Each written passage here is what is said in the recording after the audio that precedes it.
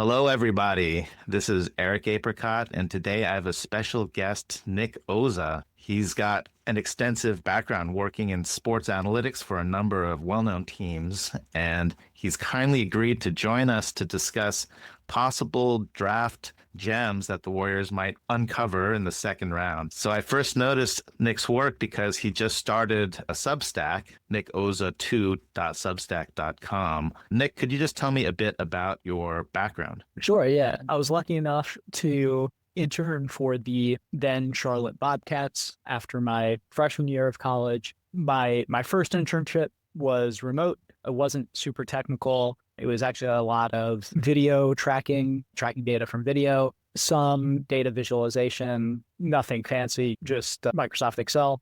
But nevertheless, it confirmed that this really is something I wanted to make a career in. So after my sophomore year, I was actually in Charlotte. That internship was a bit more technical, working on some statistical modeling, but also just normal kind of intern projects, whatever is necessary around draft and free agency. And after my junior year of college, so I ended up interning in baseball analytics for the Tampa Bay Rays.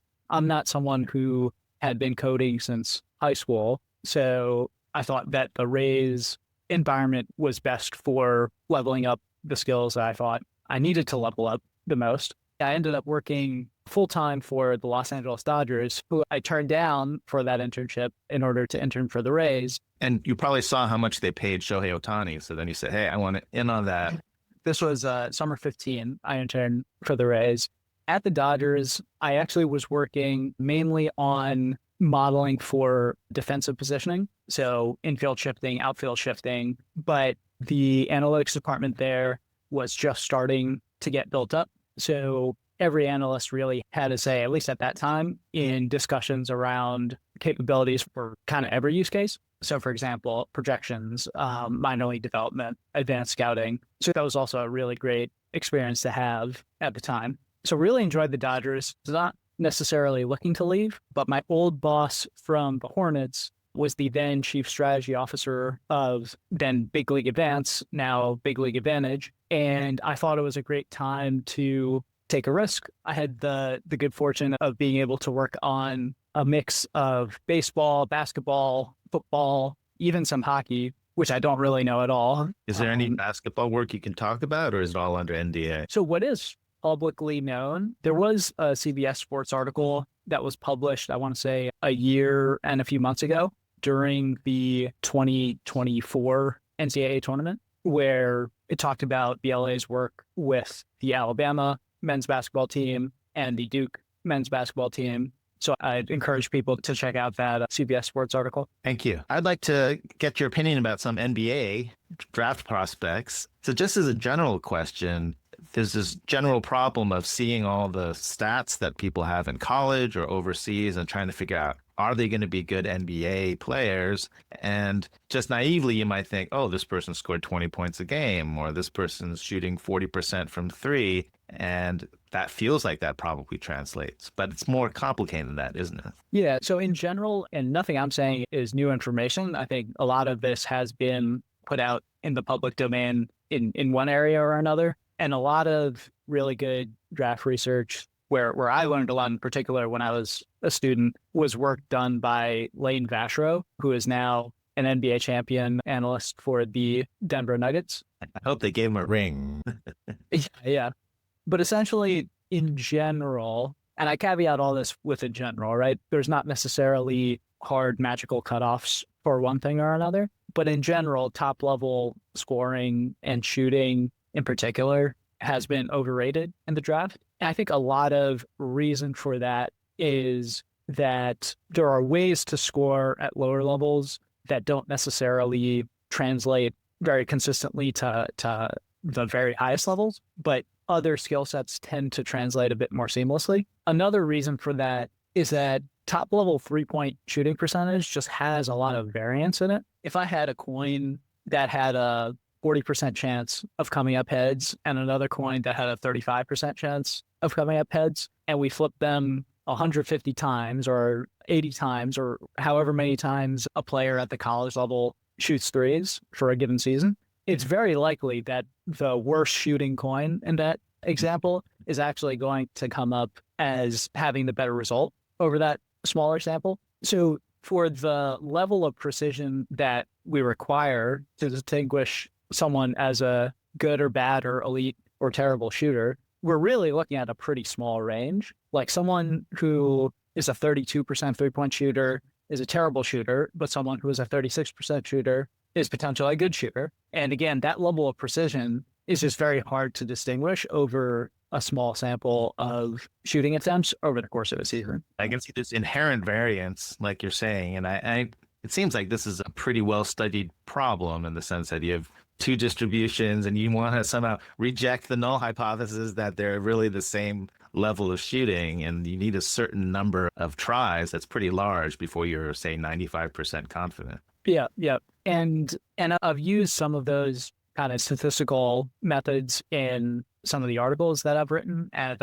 nikoza2.substack.com. But the important thing is not that this is the right model, because we know that's not the right model. Different shooting attempts have different level of difficulty. The point is just to illustrate that the variance is much larger than people think it is. So instead, what we can do is evaluate shooting a bit more holistically by understanding the variance in the top level members using additional indicators of shooting ability. So for example, free throw percentage, though we should also be cognizant of the variation in free throw percentage. We can also use their rate of shooting threes, although we also have to be a little bit careful about, are they playing for a coach who encourages them to let it fly, or are they playing for a coach who runs a more old school offensive scheme? We can use pre-college data to expand the sample while acknowledging either explicitly with a model or implicitly with our, what I call brain models,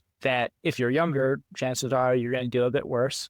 And if you are facing a lower level of competition with three-point percentage, chances are you'll have shot better looks. So basically, we want to use a wider array of information to come up with an evaluation of someone as a shooter. And our evaluation of someone as a shooter should not be, yes, he's a shooter, or no, he's not a shooter.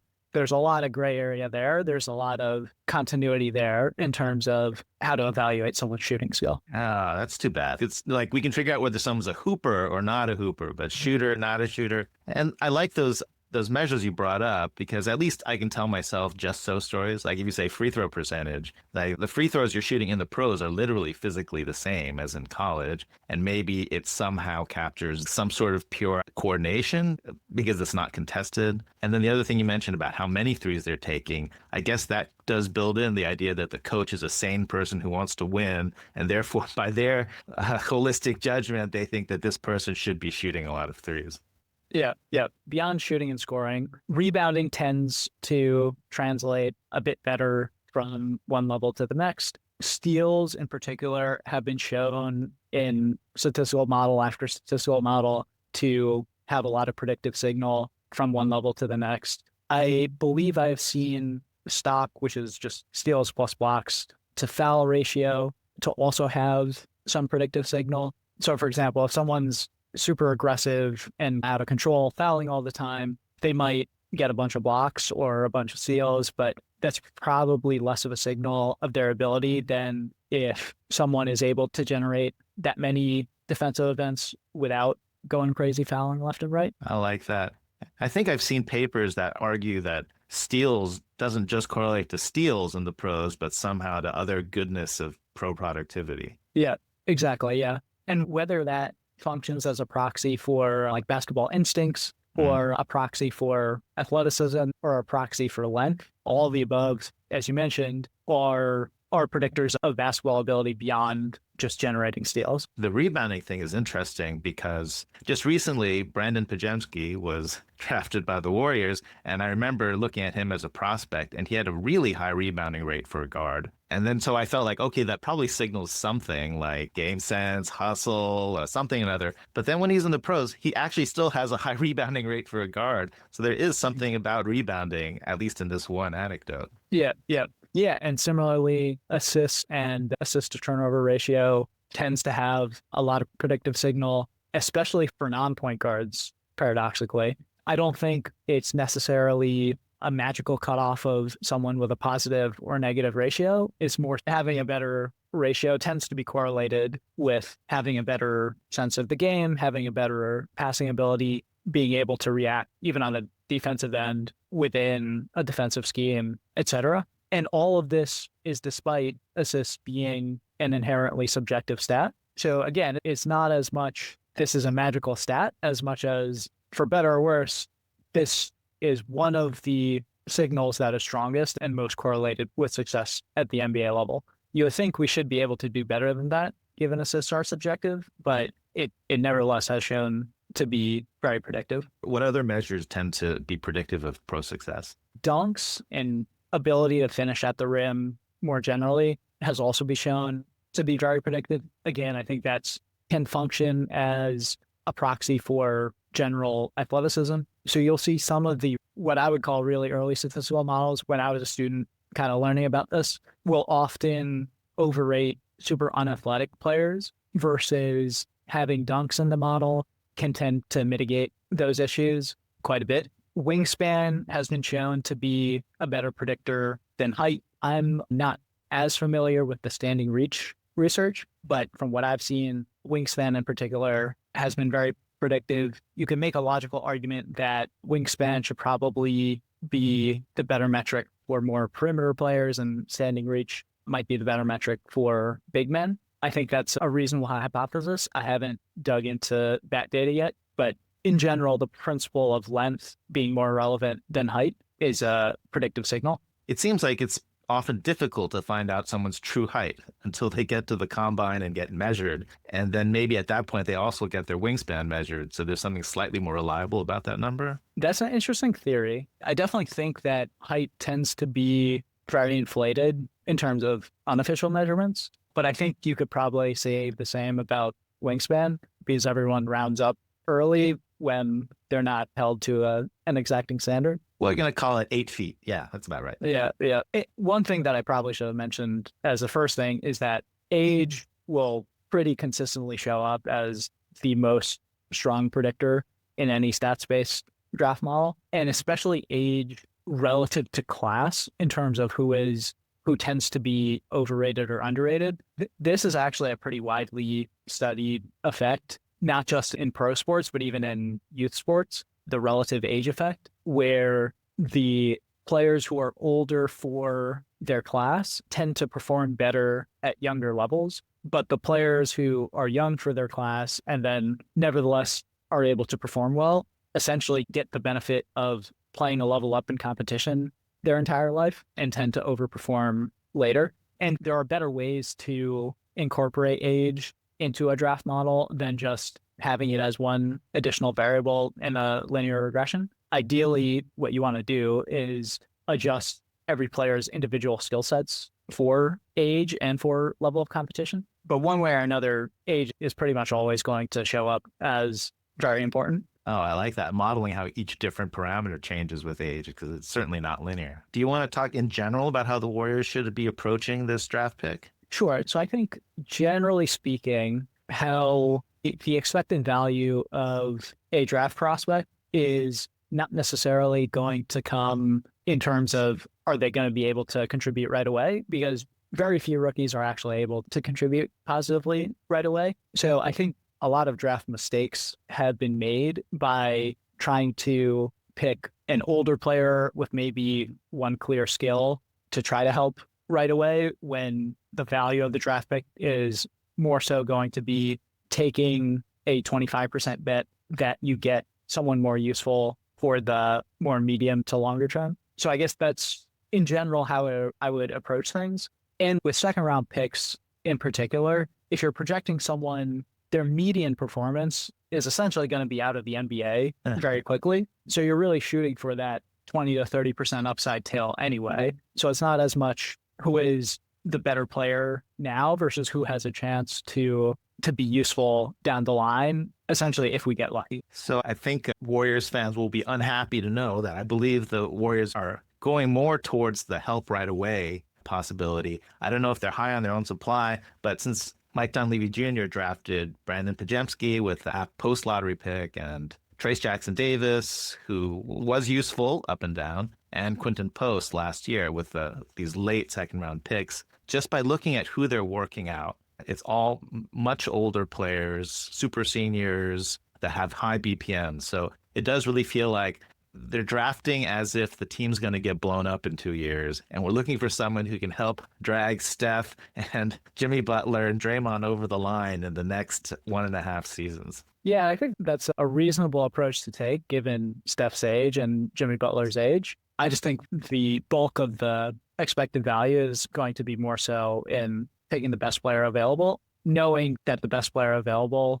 has even a 20 or 30% chance of even being useful at all, as opposed to trying to find someone who's a rotation player next year. Yeah, well, I hope they can keep on catching lightning in a bottle. I sent you over a list of some of the players that the Warriors have been working out. LJ Cryer and Caleb Grill, and they seem to fall in this type of really good college shooter. And do you have any comments about those prospects or other similar prospects? Yeah, historically, great shooting guards especially, but more generally, one-dimensional shooters have been overdrafted. That being said, if you are looking for someone who can contribute one skill set sooner rather than later, someone like Koby Brea in particular, who has a very large college sample, which is very rare among college players, of elite three-point shooting, you probably do have more confidence that he's an elite three-point shooter right away. But players like John Tonje, for example, or Eric Dixon, or even LJ Cryer weren't actually good when they were younger in college. They really made big leaps when they had a big age advantage over the competition.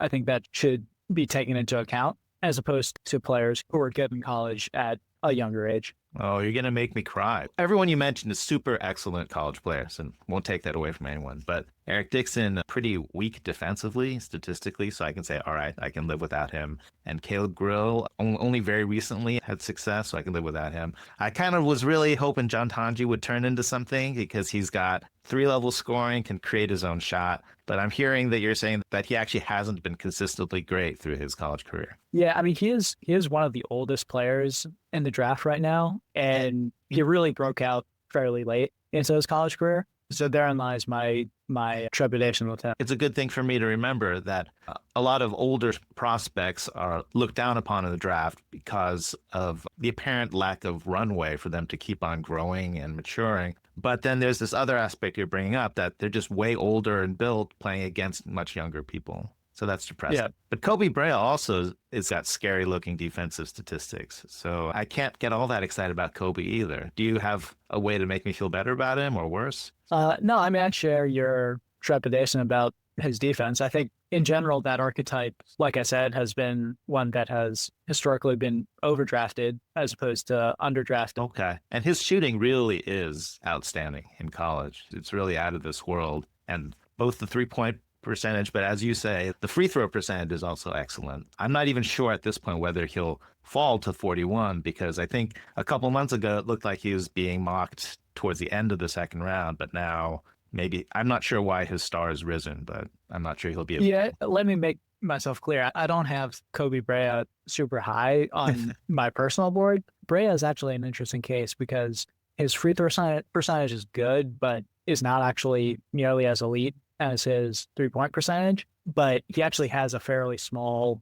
sample size of free throws and a very large sample size of threes, such that I think you can still be very confident in his 3-point percentage. That's interesting. I guess his role recently has been to just spot up pretty much while everyone else dribbles the air out of the ball. Yeah, and that is definitely a point against him in terms of his translation to the next level. Because ideally, if you're drafting someone who is a one-dimensional shooter, at least you want to be able to run a ton of plays for him, off screens, off staggers, and have the option to flare out to the 3-point line or cut inside. But he really doesn't have as much of that as part of his game as maybe some other guys. Yeah, I'm looking at his stats over the last 2 years. According to my chart, he's only got 51 free throws. That's minuscule. That's amazing. You can play that many college games and have only... Anyway, is there anything else you want to say about the philosophical approach before we get into more prospects? Yeah, another thing that has been more of a factor in recent years with the most recent collective bargaining agreement is what kind of contract are you giving a second round player? Some teams or some agents have elected or negotiated hard for 3+1, with the one being a team option, some with a 2+1, and some with a two-way. And then if that is successful, theoretically that gets converted to an NBA deal and could potentially get extended. For teams in a roster crunch, the two ways are particularly more valuable. And drafting and stashing a player in Europe provides a similar kind of effect of preserving a roster spot. Draft and stash even preserves a two-way spot as well. So that's potentially even more valuable. The Warriors, from my understanding, of course, having more roster spots available is inherently more valuable, but they're not really strapped, for example, the OKC Thunder right now. I don't even know where they're going to put their first round picks this year. Yeah, this whole thing about the type of contract is particularly relevant to the Warriors. Trayce Jackson-Davis had been mocked to go very high in the second round or late in the first round, but he fell all the way to whatever it was, 57. And that was because his agent worked with the teams to try to find a team that would offer him a guaranteed NBA contract as opposed to a two-way. And as I understand it, if you're a second round pick, you need to be offered a minimum in order for the team to hold its rights to you. And so if someone's going to draft you and offer you a two-way, then you can say, forget it. I'm just going to reject that and leave. And so that's how the Warriors worked with Trayce Jackson-Davis's agent to have him fall all the way to the Warriors. Yeah. And I think that's, as you said, a dynamic that's underplayed in most of the media surrounding the draft, but that is a more kind of tangible impact of who goes where in the second round. Okay. I know you won't be able to tell me exactly who the Warriors will pick at 41, but do you have any intriguing names that we should be looking for and get our hopes up and then be disappointed when the Warriors don't draft them? Yeah. So again, with the lens that I think most of the expected value is going to be trying to optimize for the medium to longer term, as opposed to someone who could help right away. If Johni Broome falls, if we're optimizing for the 20 or 30% upside anyway, I think there is a good chance that he could deliver NBA value. He's a really tough archetype for college to NBA translation, since he is basically a ground-bound center without center length. So it's very unlikely that his inside scoring is actually going to translate from the college to the NBA level. But he does enough other things in terms of rebounding, in terms of getting his hands on the ball defensively, that I still think the most likely outcome for him is that he'll bust out of the NBA and be a star in Europe. I've been tracking Broome for a while now because BPM loves him. He's been a BPM leader for years. It reminds me a lot of Trayce Jackson-Davis, who was also, I think, #1 in BPM in his class coming out. But it made you think, on the one hand, that there's got to be something here, but then on the other hand, his size, all the same criticisms you said could be leveled at him. And then it makes you think maybe this is a flaw in BPM, that it's overrating big men stats in a certain way. Yeah, for what it's worth, it wasn't just the stats, right? Johni Broome was the consensus second best player in college basketball for the majority of this past season. But like you're saying, I don't think any player comparison is a perfect comparison, but Trayce Jackson-Davis has been thrown around. Brandon Clark, in some ways, is similar as undersized, under length, but statistical monster. The issue is that Trayce Jackson-Davis and Brandon Clark are much more athletic than Johni Broome, but nevertheless, there could be some parallels in terms of someone who has a weirder type of game that still results in a lot of statistical production. Probably isn't going to work out, but might be just good enough at enough things to have some value. So Kam Jones is another prominent prospect who came to work out for the Warriors. Do you have commentary on him? Yeah, so he's an interesting player. Similar to Johni Broome, he has pretty severe athletic deficiencies. His combine testing was very bad for a guard, but he was, unlike some other older players, and this is also similar with Johni Broome, actually, he displayed really good college performance pretty early. In the case of Johni Broome, after Broome's sophomore year, when he was actually closer in age to the typical freshman, he was already a very good college player. Kam Jones was also a very good college player after his sophomore year, granted when he was junior aged. With Jones, there is a risk that he is too reliant on the same kind of drive to spin to lefty scoop shot, given he has those severe athletic deficiencies. But he could potentially function as an off the bench backup creator and might be long term better than most of the players you would think as a off the bench offensive creator, because he not just creates for himself, but also for his teammates. It's okay for the Warriors fan. Dub Nation is used to Brandon Pajemski's thrilling drive to crazy lefties, awkward finishes because he's not quite athletic enough to just dunk over people. Kam Jones is very interesting. You mentioned his earlier performance. On paper, it looked like he was a great shooter in year 2, but then somehow this last year he went down the tubes. I've been told by people more familiar with his situation that his team used to have Tyler Kleck and Iguodaro on the team, and then they got drafted. So then this last year, he was more in a create everything role. And so he was shooting a lot more pull-up threes, which apparently he's not that good at. Does this jibe with the things you're seeing in the numbers or in the scouting? He definitely had more of an offensive burden given the graduating Marquette players from seasons past. That being said, I do think he has enough uncertainty in his shooting projection in terms of poor performance from the free throw line and a consistent performance from three that I don't think by any means his shooting ability is a given. But like I said, with a second round pick, we're basically optimizing for the 20 to 30% upside tail anyway. I want to throw a couple more names of players that have worked out for the Warriors. Sion James. Yeah, Sion James is interesting. He has always had really good assist to turnover in college, really physical defender and rebounder, despite being small height-wise and small wingspan-wise. But he is pretty thick, pretty strong. He, I think, fits best as a guard who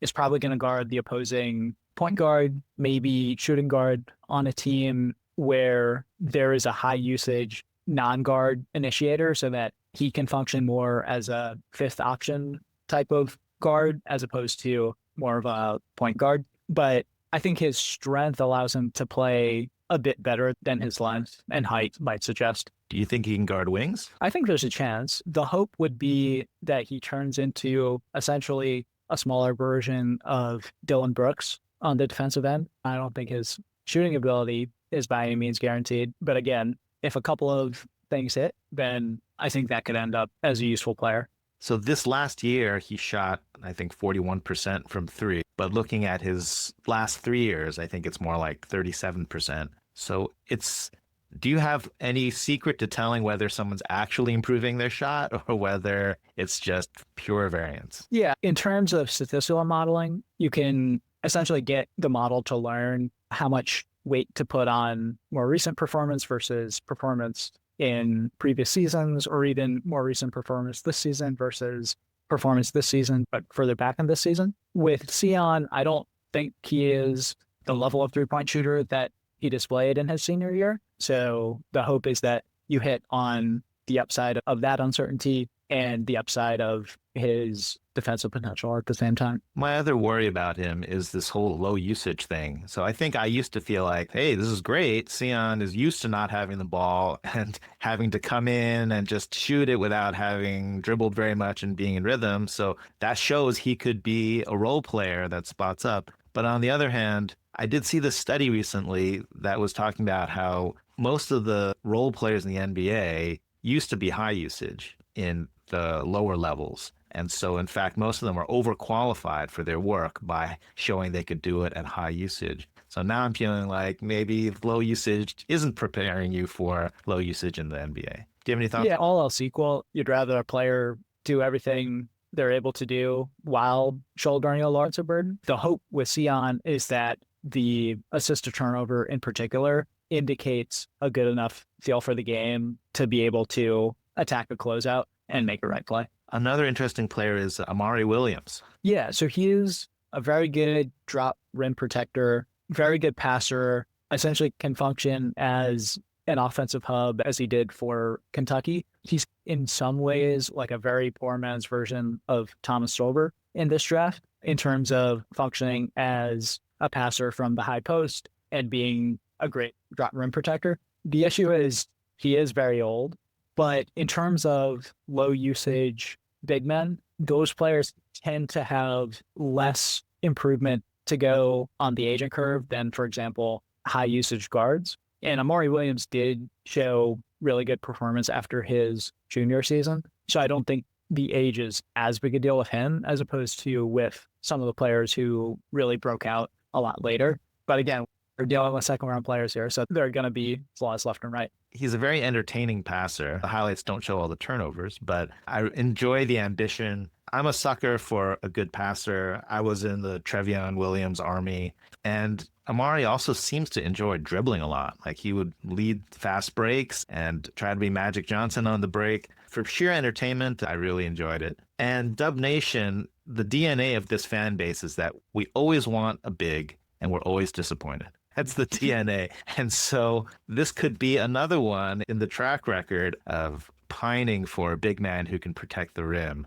And you do say he has good rim protection stats. Yeah. Are there any other gems that you want to bring up? I was evaluating a bunch of the Florida players, and I'm puzzled that Elijah Martin is so much higher on draft boards than his teammate Will Richard.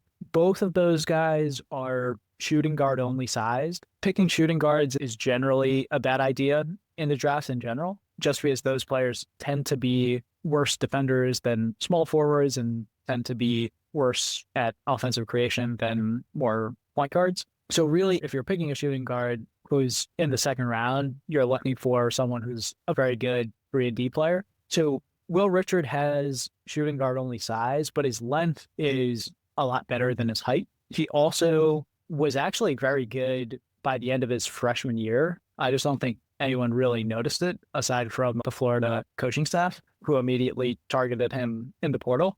And he has really been in a limited role, in a limited 3-and-D role since then. So you could say his lack of improvement since then might be concerning, but I would say that he showed a level of performance that was basically this good when he was freshman age anyway. So all told, he is 1 year younger than Elijah Martin, has better length than Elijah Martin, probably better shooting than Elijah Martin. I think if Elijah Martin is a reasonable second round prospect, then I think Will Richard should be as well, if not a bit higher. That's a great tip. He was not on my radar at all until you mentioned him in one of our previous interactions. He reminds me of Antonio Reeves from last year in the sense that good shooting stats and used to be an on-ball creator for another team before joining a stacked team to become a role player. And they both have a somewhat slender build. So at least there's a superficial. Yes. I think Reeves was definitely skinny. Will Richard definitely has more bulk and plays a very physical style of play with a high motor. All right. That's encouraging. And I can't let this pass, this other thing you said. So you're suggesting that drafting shooting guards is hard because if you want playmaking, get a point guard. And if you want shooting with size, just get a wing. But how are you supposed to get a shooting guard then? Do you just convert one of the other roles? Yeah, like I said, that's more of a 2-second shorthand in terms of what is generally overrated or underrated as opposed to something to follow to the T. But a lot of shooting guard prospects essentially are more or less undersized small forward prospects, which I think gives you some of that effect. How depressing.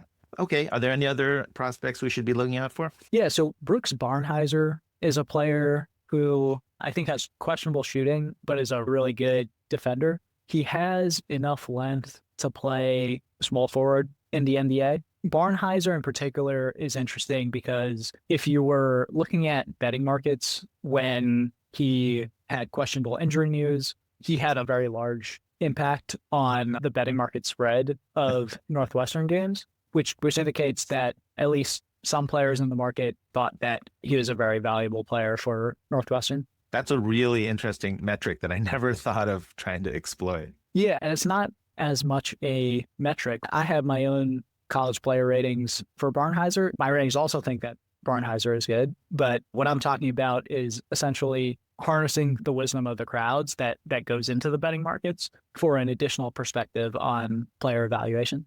Yeah, that's really interesting. His shooting percentage from three doesn't seem all that great. Is it fair to say he's a non-shooter at this point? So like I said earlier, I don't think shooting should be a binary yes or no proposition. I think he is not the most promising shooting prospect, but shooting still comes with a fair amount of uncertainty. And if you get the situation where he shoots or develops shooting above expectation, then you're potentially also getting to put that great wing defender on the floor, which could be pretty valuable at the NBA level. Okay. Any other prospects we should be looking for? Another one who's an interesting case is Javon Small. He's interesting because before this season, he really didn't show performance that really popped off the page. But this season, he was one of the best players in college basketball. He has really good assist to turnover, really good stock to foul, is a great shooter. But because he wasn't anywhere near this good before this season, it's totally possible that he might just have gotten the bump from Darian just being a very good coach. So there is definitely that risk that his stats this season are showing something other than his true potential. But he does pop statistically and could function as a backup point guard. So he seems like an excellent player in college. I'm scared by his listed height of 6'2". We saw this play out a bit on the Warriors side with Reese Beekman, excellent 6'1" player who they signed to a two-way. Unfortunately, there wasn't enough data on him because he got traded and he's been playing in the G League. I know that 5'11" is probably too short for the NBA and 6'3", 6'4" can be done. At what point does it become a red flag, the height? Yeah, so I would say it's not as much a hard cutoff as opposed to more a negative impact on the margin. And like you said, his height is definitely not doing his projection any favors. But for what it's worth, it does seem like he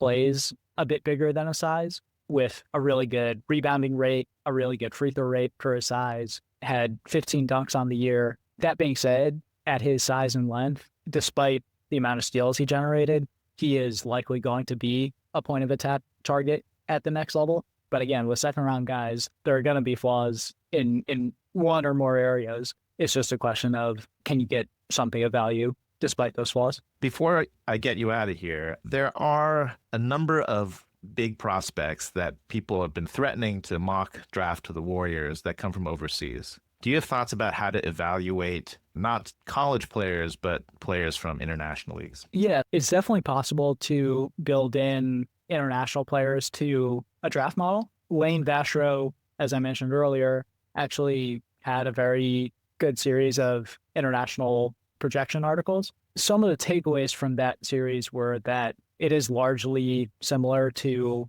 the college production that translates to the next level, but the international production that translates to the next level in terms of which stats provide more signal versus less signal. The one thing with international projection, though, is that making sure your league strength adjustment is good is just very important. So, for example, the Chinese Basketball Association is very bad. Very few players actually try on defense. In general, the French league and the German league are a bit worse than public perception seems to think they are. The Spanish ACB is consistent with public perception as the best domestic league, but I'm also leaning pretty heavily on Lane's analysis that was done about a decade ago. So things have changed. That being said, what I've heard talking with people in the space is largely consistent with Lane's analysis, even to date. I think there are still takeaways to be had there. I feel like I read a Vashro paper a while ago where he ranked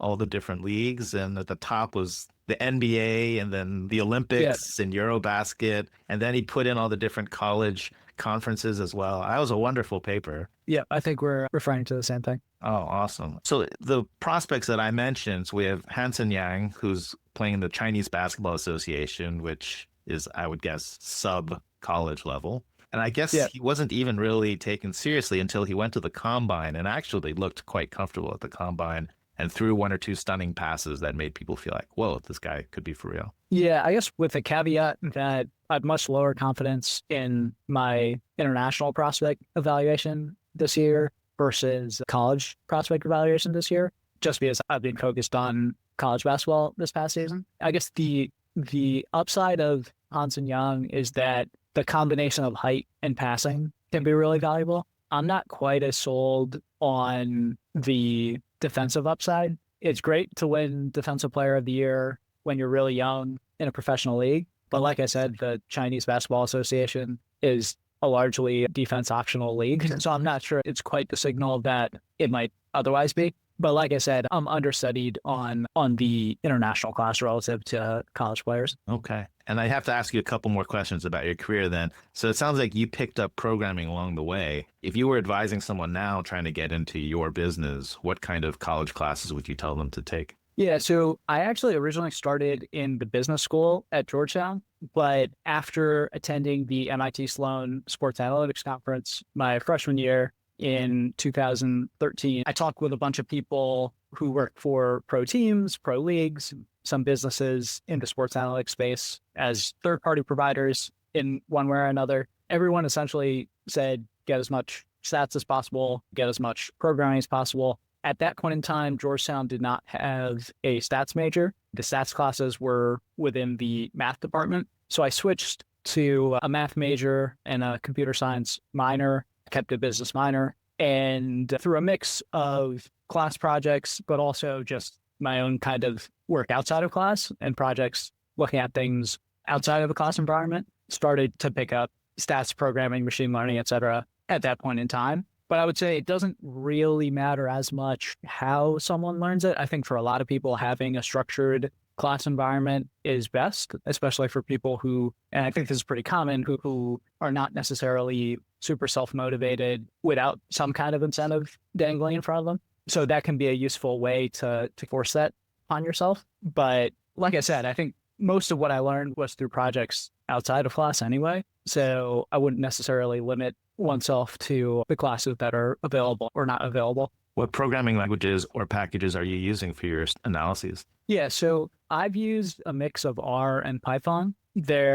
R is better for certain things. Python is better for other things. I think at least to me, it's not as much a language decision as it is generally knowing how to program. And especially with the AI tooling that's available right now, I would say even some of my own software engineering deficiencies, I think, are not as big a deal as they might have been a year ago, given the tooling available to help with that. So, for example, now I'm much more comfortable being completely independent, completely solo as a data scientist, better, and consultant. Nik is publishing a series of essays that I think are really interesting and well-researched and possibly a little out of step with some of the consensus. So they're very interesting perspectives. If anyone wants to check out my writing and analysis on the NBA draft, they can check out nikoza2.substack.com. And that is